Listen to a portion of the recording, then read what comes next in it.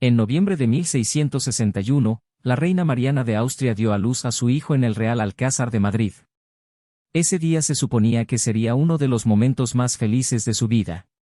La reina y toda la familia real española habían esperado mucho tiempo por ese niño, con la esperanza de tener un heredero sano que continuara la famosa línea de su familia. Cuando finalmente nació el bebé, el ambiente en la habitación cambió rápidamente de emoción a preocupación.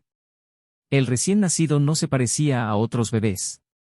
Tenía varios problemas que eran evidentes para todos los presentes. Lo más notable era su mandíbula, que sobresalía mucho de su rostro. Su boca no podía cerrarse correctamente y su lengua estaba siempre fuera. Su piel era muy pálida y parecía débil y cansado, aunque acababa de nacer. Las personas que ayudaron en el parto quedaron impactadas.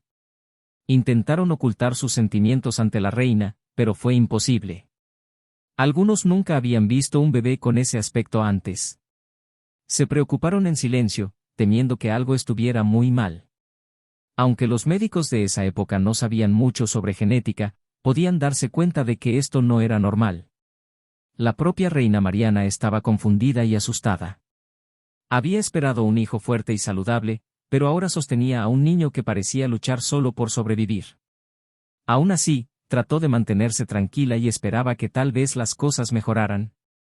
Pero le costaba ignorar las miradas de preocupación que los doctores y enfermeras dirigían a su hijo. La noticia sobre la condición del bebé se difundió rápidamente entre la gente del palacio. Algunos susurraban que esto era una mala señal para la familia real y para España misma. Todos entendían que el futuro del imperio español dependía de ese niño, pero ahora había un sentimiento de miedo en el aire. Si el nuevo heredero estaba enfermo o débil, ¿qué pasaría con el país? Desde el primer día, quedó claro que ese no sería un nacimiento ordinario. La familia real española nunca sería la misma, y los problemas que comenzaron aquel día de noviembre tendrían consecuencias graves durante muchos años. En 1661, España seguía siendo uno de los países más poderosos del mundo. El Imperio Español controlaba grandes territorios en Europa, así como muchas colonias en América y más allá. Para la familia real, tener un heredero varón fuerte y sano no era solo un asunto familiar, era importante para todo el país. Un heredero varón significaba que el dominio de la familia continuaría y el imperio se mantendría fuerte. Sin un heredero sano, siempre existía el riesgo de conflictos por la sucesión al trono. La reina Mariana sabía esto muy bien. Se había casado con el rey Felipe IV principalmente para dar a luz a un heredero que mantuviera el poder de la dinastía de los Habsburgo. Esa era su principal tarea como reina. Cuando nació su hijo, estaba llena de preocupación. En el fondo, temía por su salud, pero intentaba no mostrarlo. Quería creer que todo estaría bien, aunque no pareciera así. A veces, al mirar a su bebé, se decía a sí misma que tal vez él crecería más fuerte con el tiempo o que sus diferencias no importarían. Las personas que trabajaban en el Palacio Real comenzaron a hablar entre sí.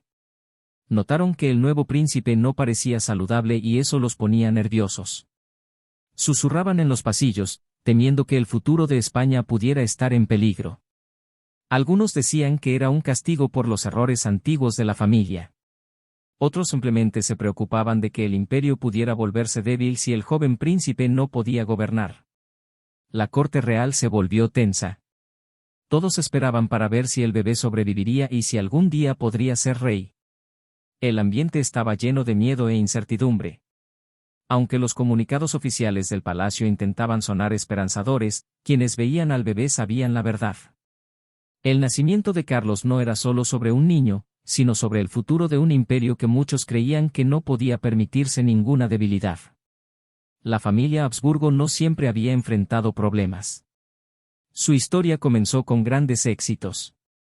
La familia llegó a gobernar España a principios del siglo XVI, empezando con Carlos I. Él se convirtió en rey en 1516. Más tarde, fue conocido también como Carlos V, emperador del Sacro Imperio Romano. Bajo su mandato, España se convirtió en uno de los países más fuertes y ricos del mundo. A esta época se le llamó el Siglo de Oro español. Durante esos años, España gobernaba grandes partes de Europa, incluyendo partes de Italia, los Países Bajos y gran parte de América Central y del Sur. Los barcos españoles traían oro y plata de las colonias. El país era poderoso tanto en la guerra como en el comercio. El arte, la música y la literatura españolas también eran famosas. La corte real estaba llena de riqueza y belleza, y otros países miraban a España como líder en casi todo. Los Habsburgo querían conservar su poder. Temían que si sus tierras se dividían, su familia perdería control. Para evitar esto, comenzaron a casarse solo con parientes cercanos, como primos, tíos y sobrinas. Pensaban que si se casaban dentro de la familia, sus tierras y poder no se dividirían entre otras familias. Al principio, este plan parecía funcionar. Los Habsburgo crecieron en poder y se convirtieron en gobernantes no solo de España, sino también de Austria, partes de Alemania y muchas otras regiones. Crearon una gran red familiar en toda Europa. Sin embargo, había un problema oculto en este plan. Al casarse tantas veces dentro de su propia familia, los Habsburgo pasaban los mismos genes una y otra vez. Esto aumentaba la probabilidad de que los hijos nacieran con problemas de salud. La familia se hizo conocida por tener un cierto aspecto, especialmente la mandíbula de los Habsburgo, donde la mandíbula inferior sobresalía mucho más de lo normal. Con el tiempo, comenzaron a aparecer otros problemas de salud, como cuerpos débiles, problemas de aprendizaje y dificultades para tener hijos saludables. Muchas familias en Europa practicaban algún tipo de matrimonio entre primos, pero los Habsburgo lo llevaron mucho más lejos. Con cada generación nueva, los vínculos eran cada vez más cercanos. Los árboles genealógicos muestran que algunos niños Habsburgo tenían solo un puñado de antepasados diferentes a lo largo de muchas generaciones, porque las mismas personas aparecían como abuelos y bisabuelos. Esto no era saludable, pero en ese tiempo no se entendía la genética. El enfoque de la familia en mantener puras las líneas de sangre los cegó ante el riesgo. No vieron las señales de advertencia, o las ignoraron. Los primeros años de riqueza y poder hicieron parecer que su plan funcionaba. Pero con el tiempo, cada vez más niños nacían con enfermedades o deformidades. La familia se negó a cambiar su forma de actuar, creyendo que la tradición y el poder eran más importantes. Para cuando nació Carlos II, el daño ya se había acumulado. Lo que había comenzado como una forma inteligente de mantenerse en el poder se convirtió en la principal razón de la lenta caída de la familia. Su obsesión por casarse solo con parientes, pensada para proteger el imperio, terminó poniendo en riesgo a toda la dinastía. La historia de los Habsburgo pasó de ser una historia de gloria a una de desastre genético. La endogamia es cuando miembros cercanos de la familia, como primos o incluso tíos y sobrinas, tienen hijos juntos. Esto es riesgoso porque aumenta la probabilidad de que los niños hereden los mismos genes dañinos de ambos padres. Si ambos padres tienen un problema oculto en su familia, sus hijos tienen más posibilidades de mostrarlo. En la época de 1600, no se sabía cómo funcionaban los genes, así que no podían entender por qué estos problemas seguían ocurriendo. Con cada generación, la familia Habsburgo se casaba más dentro de su propia línea sanguínea. Si se hiciera un árbol genealógico, se verían los mismos nombres una y otra vez. Es casi como un círculo en lugar de un árbol, porque no entraban muchas personas nuevas a la familia. Científicos modernos han hecho gráficos para mostrar lo grave que era esto. En el caso de Carlos II, el último rey Habsburgo de España, su árbol genealógico está tan enredado que tenía menos antepasados únicos que la mayoría de las personas hoy en día. Esto significa que el riesgo de problemas de salud crecía con cada nuevo bebé. El resultado más famoso de esta endogamia fue la mandíbula de los Habsburgo. Al principio, se veía como un signo de poder. Los retratos reales incluso la mostraban con orgullo. Pero con el tiempo, la mandíbula se volvió cada vez más extrema. Para cuando nació Carlos II, ya no era solo una apariencia inusual, causaba problemas reales. No podía masticar bien la comida y tenía dificultad para hablar. Lo que antes hacía que la familia pareciera única ahora se volvió un símbolo de su mayor error. En aquel entonces, la gente no culpaba a la ciencia por estos problemas. En cambio, recurrían a la superstición y la religión. Algunos decían que la familia estaba maldita. Otros creían que Dios castigaba a los reyes por su orgullo o pecados pasados. La iglesia y los consejeros reales a menudo negaban que algo estuviera mal. Decían al público que los problemas de salud del rey eran normales o que mejoraría con oraciones y tratamientos especiales. Muchas personas tenían miedo de decir la verdad, porque podía ser peligroso cuestionar a la familia real o sus tradiciones. Así que la verdadera causa, demasiada endogamia, permaneció en secreto por mucho tiempo. La infancia temprana de Carlos II fue muy difícil, tanto para él como para todos a su alrededor. Desde el día que nació, era obvio que no era un niño saludable. Uno de los primeros problemas que notaron los médicos y enfermeras fue que no podía alimentarse normalmente. Debido a su mandíbula grande y deformada y su lengua, Carlos no podía succionar la leche como la mayoría de los bebés. Tuvieron que fabricar biberones y cucharas especiales para él, pero aún así, alimentarlo tomaba mucho tiempo y paciencia. Muchas veces se atragantaba o tosía mientras comía, haciendo de cada comida un evento estresante para sus cuidadores. A medida que Carlos crecía, aparecían nuevos problemas. Era mucho más débil que otros niños.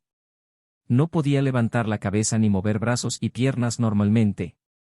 Le tomaba mucho más tiempo sentarse, gatear o intentar pararse.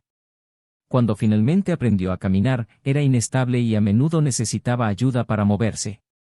Incluso tareas pequeñas como sostener un juguete o pasar las páginas de un libro le resultaban difíciles.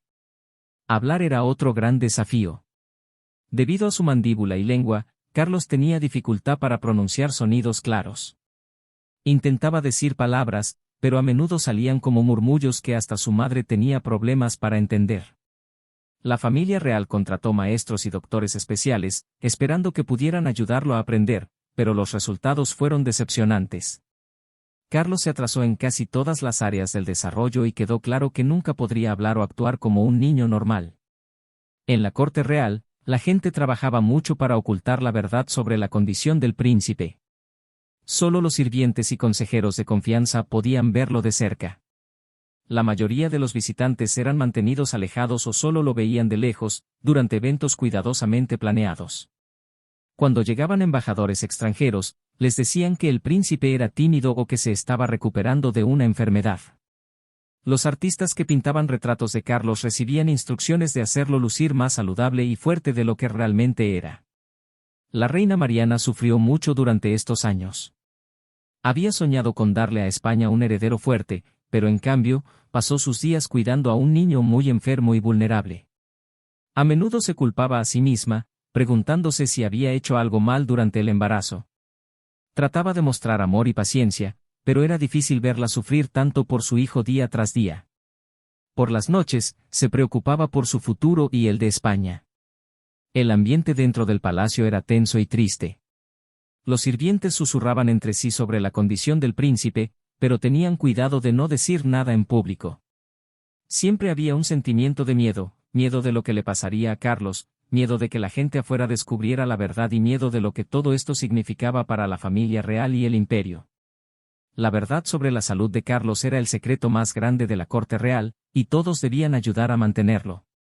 Los problemas con Carlos II no comenzaron con su nacimiento. El declive de la familia real española empezó con su padre, Felipe IV, e incluso antes con su abuelo, Felipe III. Ambos reyes tenían problemas de salud y no eran tan fuertes ni capaces como gobernantes anteriores de la familia. Felipe III estaba enfermo con frecuencia y dejaba la mayoría de las decisiones a sus consejeros. No tenía mucho interés en gobernar y el país comenzó a sufrir como resultado. Felipe IV, el padre de Carlos, se convirtió en rey siendo joven, pero también tuvo muchos problemas. No fue un gobernante muy activo y a menudo confiaba en otros para tomar decisiones importantes. Felipe IV también se casó dentro de la familia, lo que empeoró los problemas genéticos.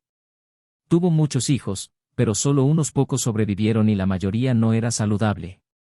La corte real comenzó a notar que cada nueva generación de la familia parecía más débil que la anterior. Mientras estos reyes gobernaban, España comenzó a perder su poder. El país enfrentó muchas guerras, como el largo conflicto con los Países Bajos, que costó mucho dinero y soldados. La Guerra de los 30 años fue otro desastre, agotando los recursos del imperio. Al mismo tiempo, otros países de Europa, como Francia e Inglaterra, se fortalecían. España empezó a perder sus colonias y territorios en Europa y el mundo. La economía española también empeoró. El oro y la plata que venían de las colonias no alcanzaban para pagar todas las guerras y el costoso estilo de vida real. Los precios subieron y mucha gente en España se empobreció. El país ya no era la nación rica y poderosa que había sido durante los primeros años de los Habsburgo. Dentro del palacio, la corte real intentaba ocultar lo mal que estaban las cosas. Seguían diciendo que el rey estaba bien y que el imperio seguía fuerte. Pero en privado, muchos funcionarios estaban preocupados. Veían cómo la salud del rey empeoraba, cómo el poder del país se desvanecía y no había una solución fácil. La gente en la corte susurraba sobre estos problemas, pero tenían miedo de hablar abiertamente. La negación y el pánico se volvieron parte normal de la vida en el Palacio Real. Cuando Carlos II se convirtió en rey con solo 4 años, su coronación fue diferente a todas las demás. Normalmente, la coronación de un rey es un gran evento lleno de celebración y esperanza por el futuro. Pero en el caso de Carlos, todos en el palacio sabían la verdad: era un niño muy enfermo y débil, incapaz incluso de hablar o mantenerse de pie por sí solo mucho tiempo.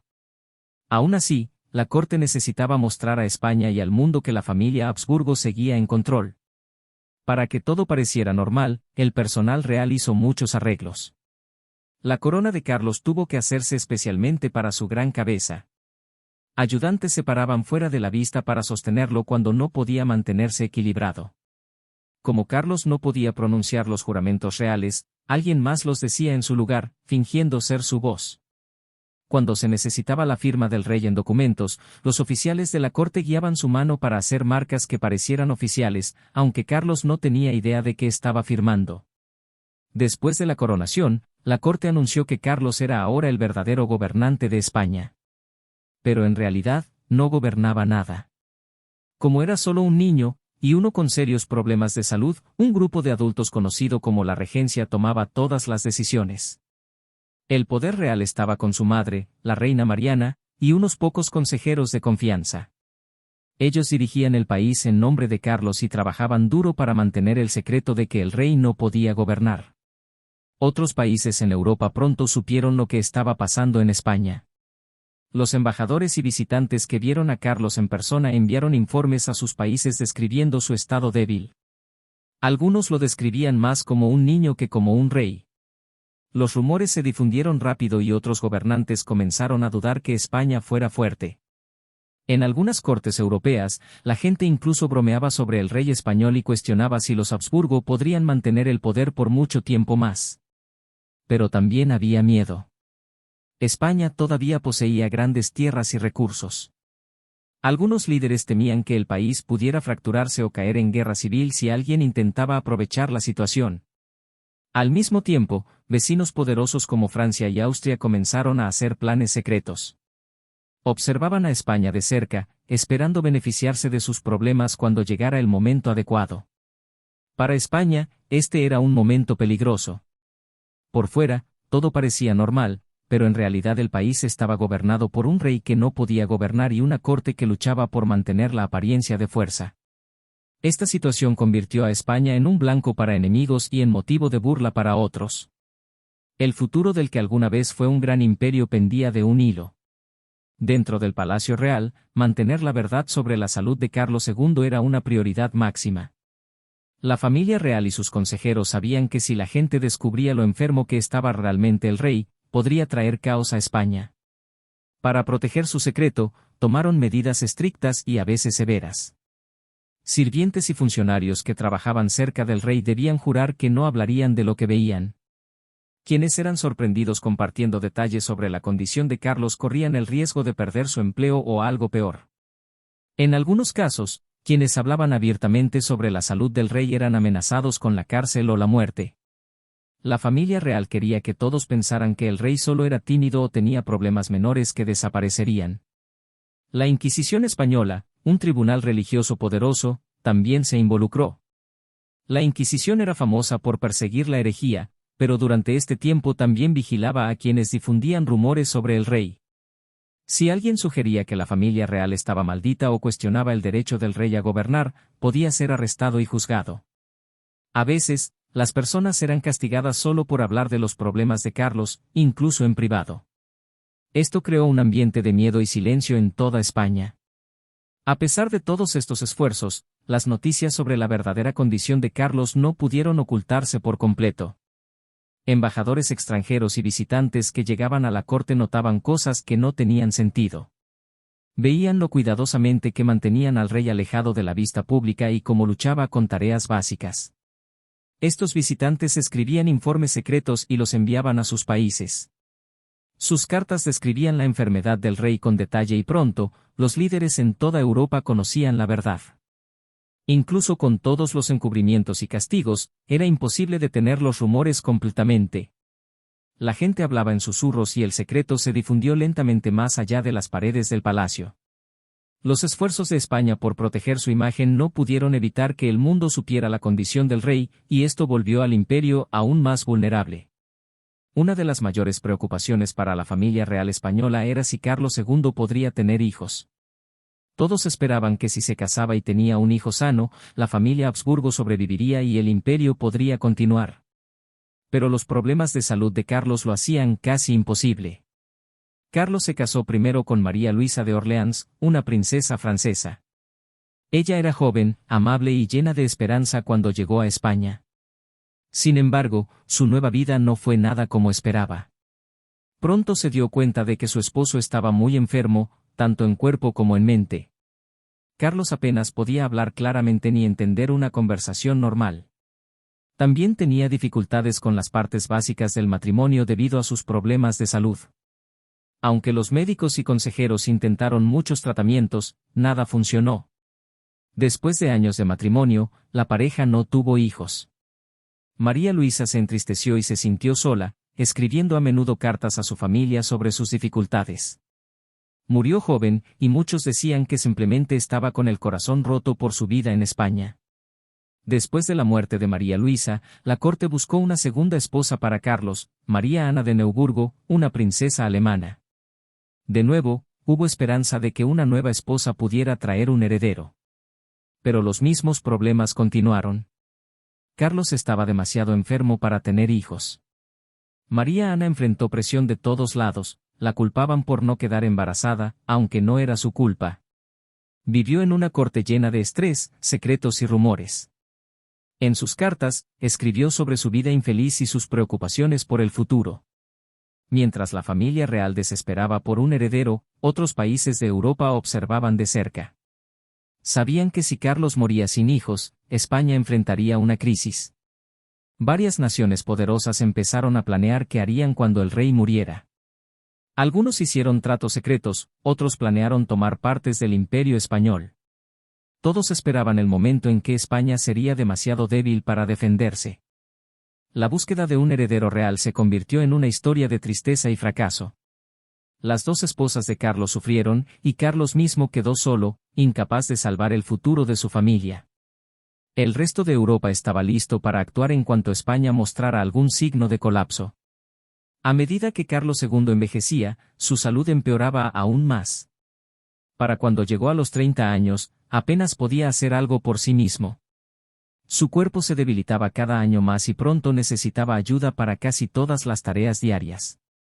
A menudo permanecía en cama por días, demasiado cansado o enfermo para moverse. Muchas personas en la corte comenzaron a notar que su rey ya no estaba realmente presente, incluso cuando estaba en la misma habitación. Carlos sufría convulsiones frecuentes. Estos episodios llegaban de repente y él temblaba y perdía el control de su cuerpo. Después de una convulsión, a menudo estaba confundido o incapaz de reconocer a las personas. A veces no podía hablar. Su famosa mandíbula había crecido tanto que era casi imposible que cerrara la boca, y su lengua colgaba la mayor parte del tiempo. Masticar y tragar comida era muy difícil.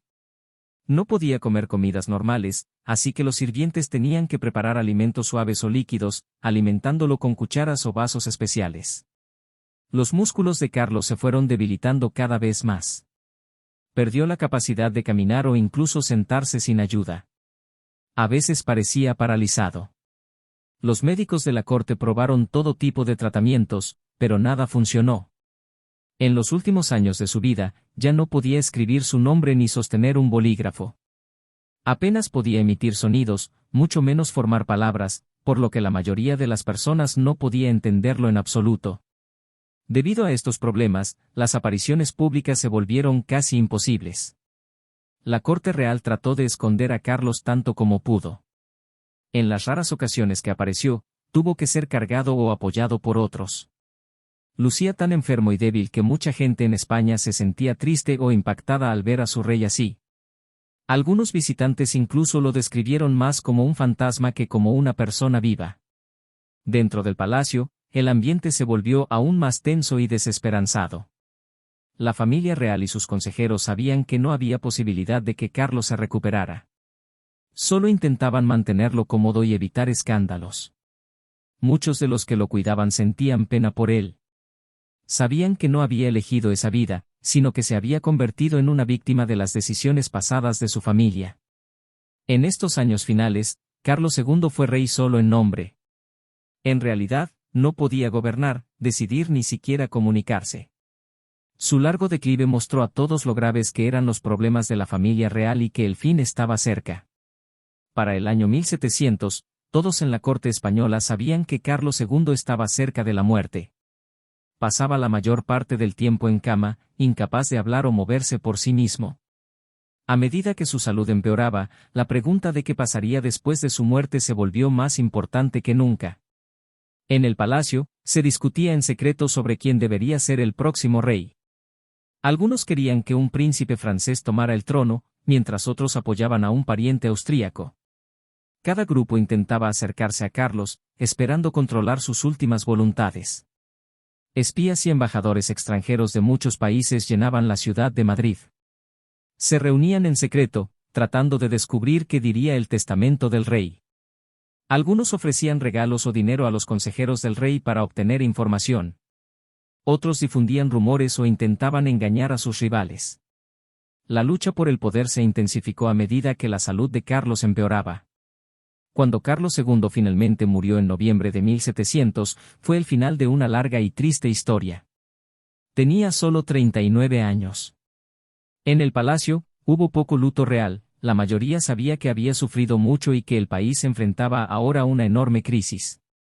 Fuera del palacio, la noticia de su muerte se difundió rápidamente. La gente en Madrid estaba triste y preocupada, sabiendo que España estaba a punto de entrar en un periodo de grandes cambios. Poco después de la muerte de Carlos, se leyó su testamento. En él nombraba a Felipe de Anjou, un príncipe francés, como el próximo rey. Esta decisión sorprendió a Europa y dio inicio a la Guerra de Sucesión Española, en la que varios países lucharon por quién debía gobernar España y su imperio. La guerra duró años y causó más sufrimiento para el pueblo español. Para España, la muerte de Carlos II marcó el verdadero fin de la época dorada. El país que alguna vez fue el más rico y poderoso del mundo ahora era débil y dividido. Muchos de sus mejores días habían quedado atrás y el futuro estaba lleno de incertidumbre. La larga historia de los Habsburgo en España terminó no con una gran victoria o derrota, sino con el silencioso fallecimiento de un rey que nunca gobernó realmente. La muerte de Carlos II en 1700 no trajo paz a España ni a Europa. En cambio, inició una guerra larga y terrible conocida como la Guerra de Sucesión Española. Esta guerra estalló porque varios países poderosos querían controlar España y su imperio. Como Carlos había muerto sin hijos, no había un heredero claro que todos aceptaran. Algunos apoyaban a Felipe de Anjou, el príncipe francés nombrado en el testamento de Carlos, mientras otros respaldaban al archiduque Carlos de Austria. Pronto, Europa se dividió en dos bandos. Francia y España se unieron para apoyar a Felipe, mientras Inglaterra, los Países Bajos, Austria y otros países formaron una alianza contra ellos. Las batallas no se limitaron solo a España. Estallaron en muchos lugares, incluyendo Italia, los Países Bajos, Alemania e incluso las colonias en América. Durante más de 10 años, Europa estuvo llena de caos, destrucción y miedo. A medida que la guerra se prolongaba, el pueblo de España sufría. Los ejércitos marchaban por ciudades y campos, tomando alimentos y suministros.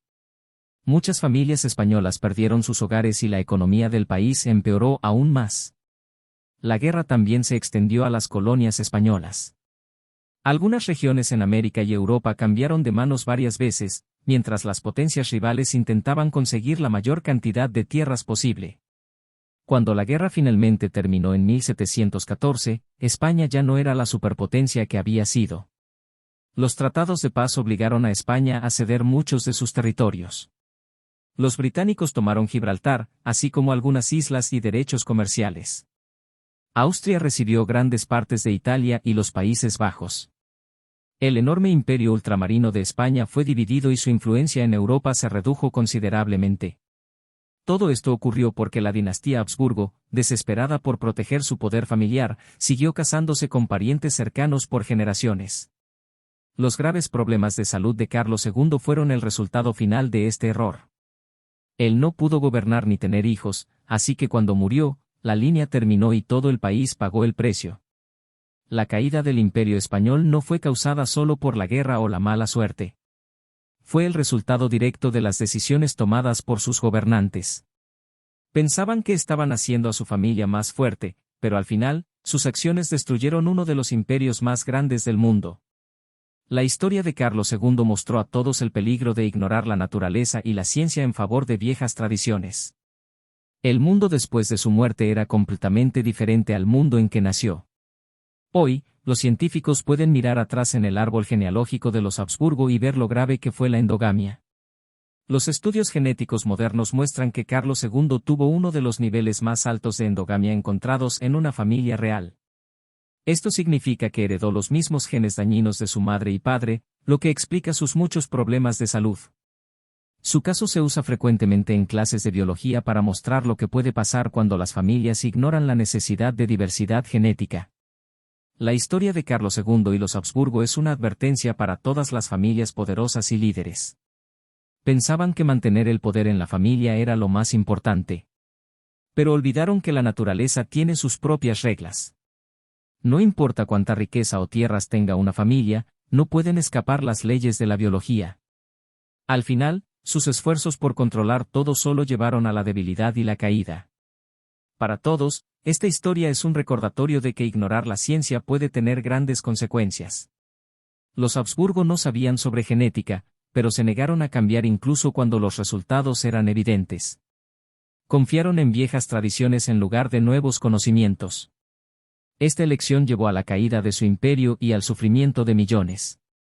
Hoy, cuando miramos los palacios vacíos y los castillos en ruinas de España, vemos el precio de ignorar los hechos básicos de la vida. Los salones que una vez alojaron a los gobernantes más poderosos del mundo ahora están silenciosos y vacíos. Su historia es una lección de que el poder y el orgullo a veces ciegan a las personas ante la verdad. La verdadera fuerza viene de entender y respetar el mundo natural, no solo de aferrarse a viejas costumbres. Carlos II fue llamado alguna vez un monstruo por personas que lo veían solo como el resultado de malas decisiones familiares. Su apariencia y sus problemas de salud lo convirtieron en objeto de chismes e incluso miedo en su época. Pero hoy podemos verlo de otra manera. Carlos no tuvo la culpa de su condición. Fue una víctima de decisiones tomadas por otros mucho antes de que él naciera. Su triste vida no es solo una historia extraña del pasado, es una advertencia para el mundo. La gente sigue fascinada por Carlos II y la familia Habsburgo. Historiadores, científicos y personas comunes quieren saber cómo una dinastía tan poderosa pudo terminar de una forma tan trágica. Su historia aparece en libros, documentales e incluso arte. Muchos se sorprenden de que una familia arriesgara tanto solo para mantener su línea de sangre pura, y que nadie se detuviera a cuestionar la tradición antes de que fuera demasiado tarde. La vida de Carlos II también nos hace reflexionar sobre cómo la sociedad trata a las personas que son diferentes o están enfermas. Él fue escondido de la vista pública y usado como símbolo del poder de su familia, incluso cuando sufría. La corte real trató de proteger su propia imagen, pero al final no pudieron ocultar la verdad al mundo ni a la historia. La historia de Carlos II y la caída de los Habsburgo españoles es un recordatorio de que incluso los imperios más fuertes pueden colapsar por razones inesperadas. A veces, los mayores peligros vienen desde dentro, no de enemigos externos. Esta lección sigue siendo importante hoy para países, familias y cualquier persona en el poder. Al mirar atrás a los palacios vacíos y el silencioso fin de una línea real, podemos recordar. Algunos imperios mueren por la espada. Otros, por su propia sangre.